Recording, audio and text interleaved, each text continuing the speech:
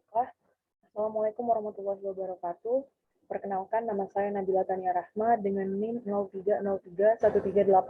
0303-1381-924080 kelas B Kampus Palembang. Di sini saya akan menjelaskan terkait tugas mengenai study case mixing and agitation, perancangan alat proses dengan dosen pengampu yaitu Dr. Leili Nurul Komariah, STMT.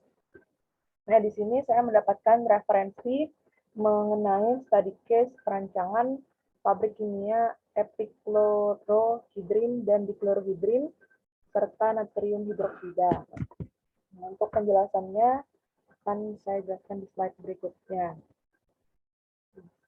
Nah, saya di sini mengambil terkait rancangan mixing atau alat berupa mixer dengan mixer nomor 2 pada prosesnya, di mana mixer yang nomor 2 ini terbagi atas arus 5, arus 6, arus 32, dan arus 7, di mana arus 5, 6, dan 32 ini merupakan umpan masuk atau aliran yang masuk, sedangkan yang arus 7 ini merupakan arus yang keluar.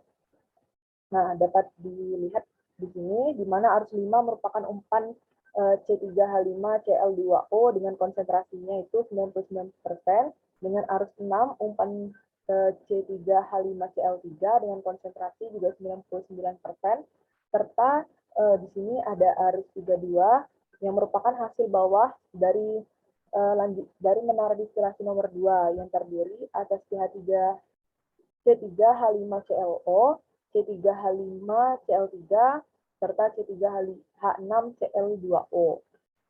Nah, sedangkan di bagian bawah yang keluar dari mixernya itu merupakan arus 7, di mana merupakan keluaran mixer 2 yang terdiri dari H2O, C3H5ClO, C3H5Cl3, serta C3H6Cl2O.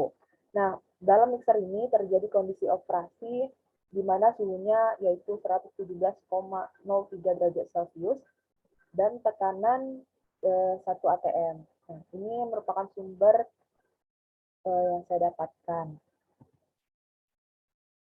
Untuk hal pertama yang dilakukan yaitu mengenai perhitungan neraca massa. Dapat dilihat saya sediakan dalam bentuk tabel agar lebih ringkas, yang dimana komponennya itu terdiri dari H2O, C3H5ClO, C3H5Cl3, serta C3H6Cl2O.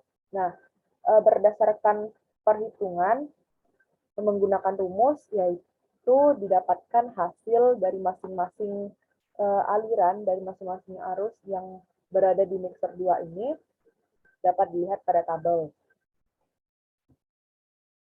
Setelah menentukan neraca massa, dilanjutkan dengan perhitungan neraca panas, di mana untuk menghitung neraca panas pada mixer 2 ini dibutuhkan data kapasitas panas dari setiap komponen dalam satuan kilojoule per kilomol Kelvin. Nah, ini didapatkan dari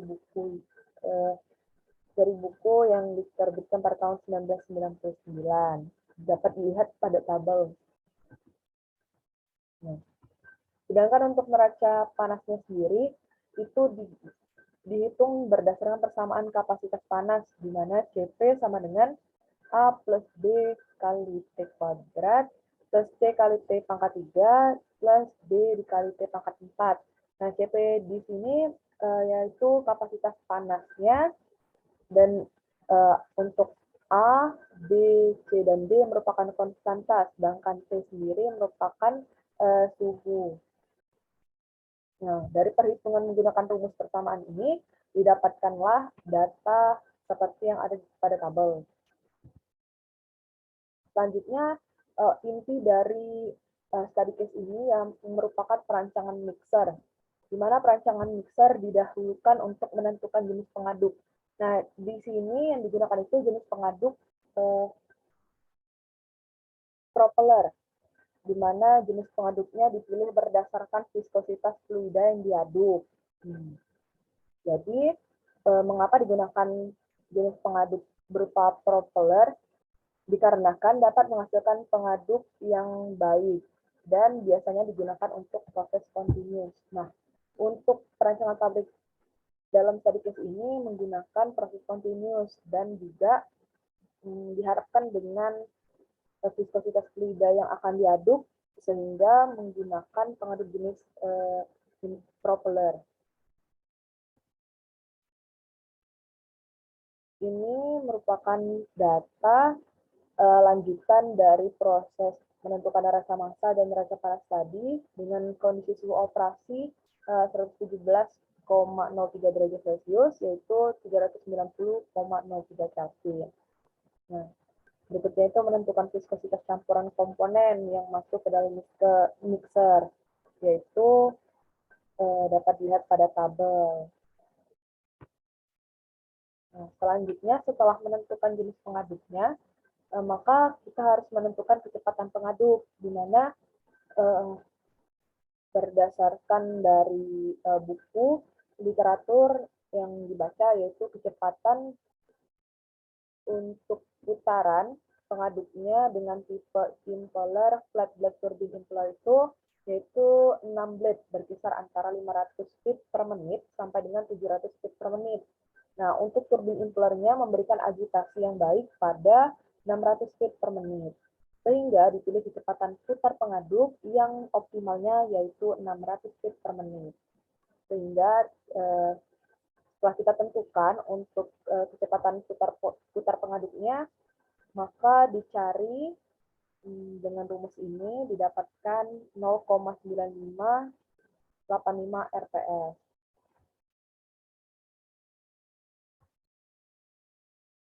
Setelahnya kita menentukan bilangan Reynolds, di mana Reynolds number sendiri digunakan rumus V kali N kali D kuadrat per mu.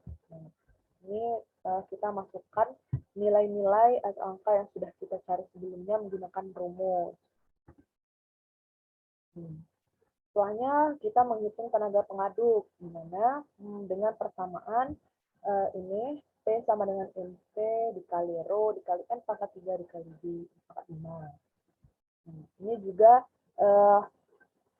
dari hasil-hasil sebelumnya dimasukkan ke dalam persamaan sehingga didapatkan hasilnya dengan nilai P-nya itu 9,4164 kilowatt.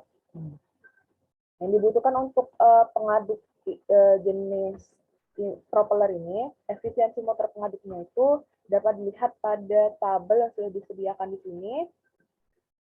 Nah, untuk maksimalnya karena mendekati kilowattnya itu 9,4164, mungkin yang lebih efisien yang dapat ditentukan yaitu 80%, dapat dilihat di sini, sehingga digunakannya efisien sebesar 80%.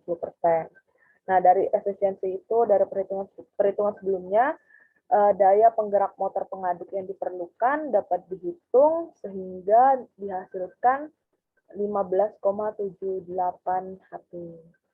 Nah, inilah hasil yang diperlukan untuk perancangan mixer 2. Mungkin sekian, itu saja yang dapat saya sampaikan. Lebih dan kurangnya saya mohon maaf. Kepada Allah saya mohon ampun. Wabillahi taufiq wal hidayah. Wassalamualaikum warahmatullahi wabarakatuh.